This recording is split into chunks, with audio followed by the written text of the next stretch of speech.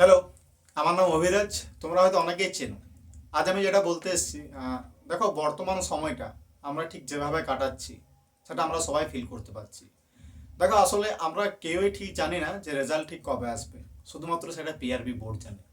তাই আমার মনে হয় আমরা বর্তমান সময়টায় যে ডিপ্রেশনে যে হতাশা কাটাচ্ছি সেটা না কাটানোই ভালো।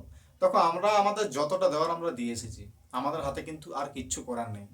আমার মনে হয় যাদের নাম্বার ঠিকঠাক জায়গায় আছে তারা ফ্যামিলির সাথে টাইম কাটাও, বাইরে বন্ধুর সাথে কোথাও ঘুরতে যাও, সময়টাকে চিল করো।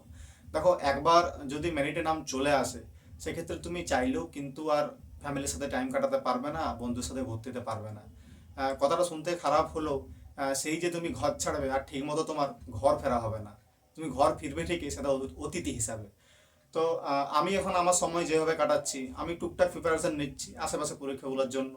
তাছাড়া আমাদের একটা হোয়াটসঅ্যাপ গ্রুপ আছে, সেই হোয়াটসঅ্যাপ গ্রুপে আমরা প্রায়শই ভয়েস কলে জয়েন হয়, ইয়ার কি আড্ডা সব কিছুই হয় আর কি আমাদের মধ্যে।